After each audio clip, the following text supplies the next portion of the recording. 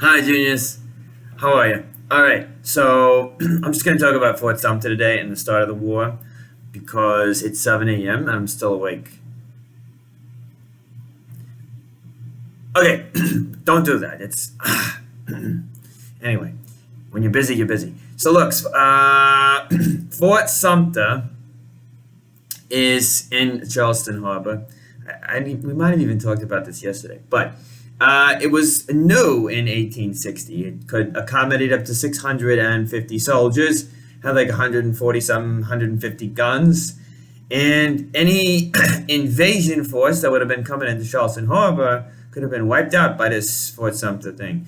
But it was new in 1860, so there weren't any people in it much. There was in December just the workmen who were finishing the interior of it.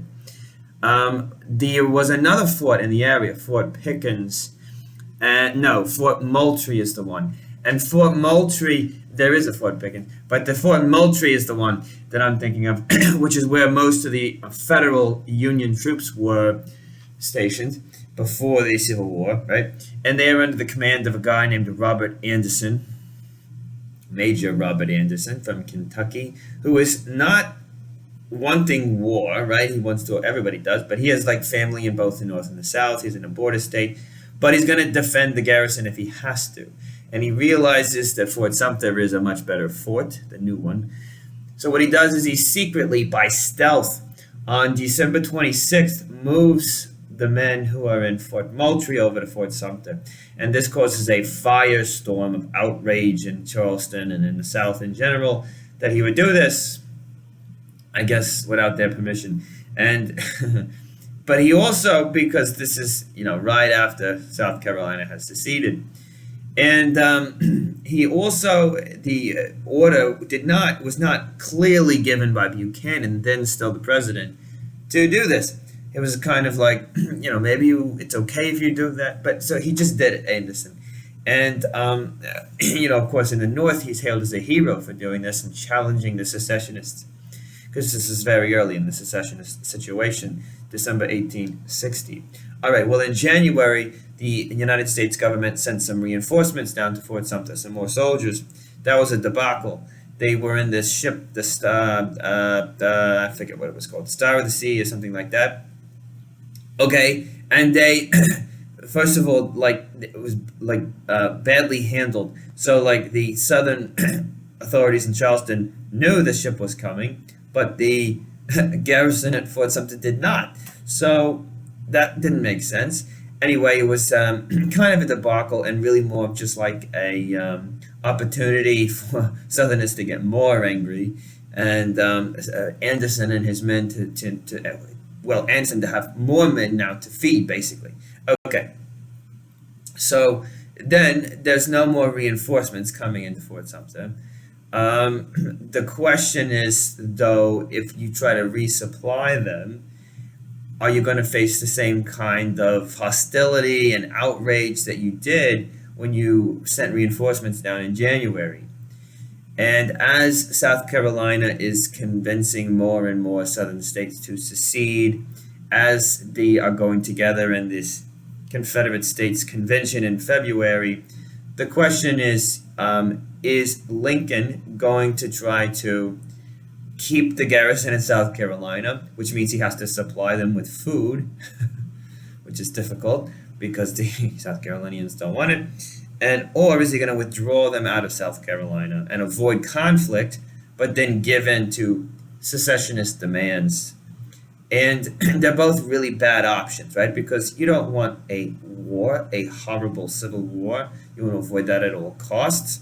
You also don't want to be the first person to instigate that. So he was thinking, for instance, that if he was really going to resupply that fort and protect it, he might have to send as many as 25,000 troops into Charleston Harbor to do that. If he sends Union warships and filled with troops in, it's very clear that there is now a war happening, and he would be the instigation, the beginning of it would be linked to him. He doesn't want that.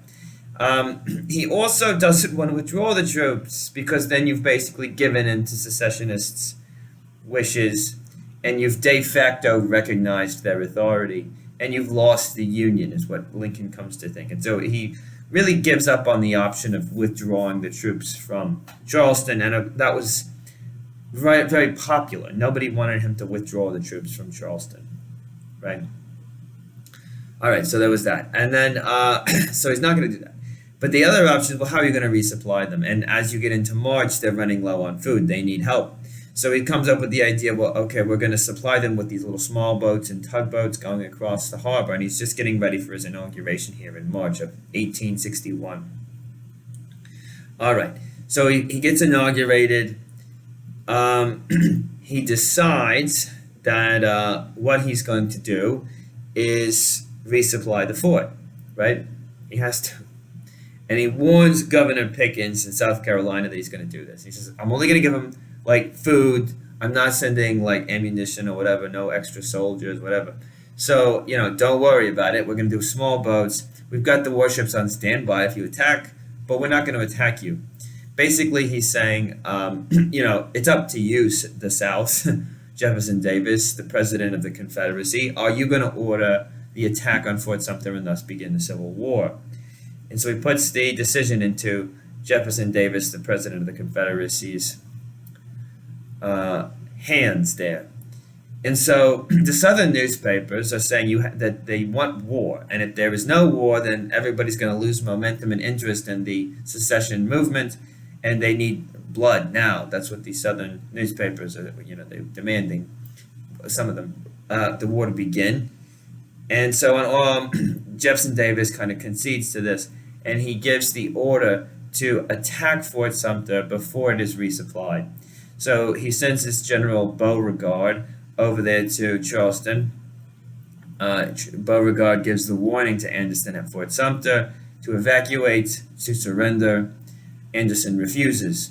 So at very early in the morning on April 12th, the Confederacy fires on Fort Sumter, and they fire for 33 hours of bombardment.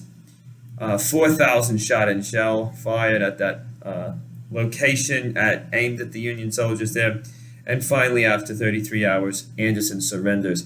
And on April 14th, a Confederate flag goes up over Fort Sumter. And that's the beginning of the Civil War, started by the South there. And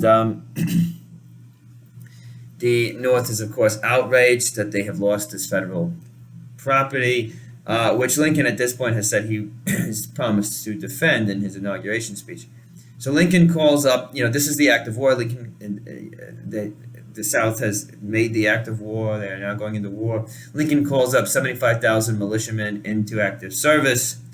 Northerners rally behind Lincoln and the Union, even the Democrats that are left in the North, and people like Stephen Douglas, the Democrat who's Lincoln's former opponent, they rally behind the Union. And Douglas goes back to Illinois and tells the people there, look, there's two options. You're for the Union or you're against it. And he says, right now we've all got to be for the Union. And then he dies shortly thereafter, like a month later, of, they think maybe liver psoriasis, I think. Yeah, anyway, illness. And that's the end of Douglas. But the war is just getting underway, all right?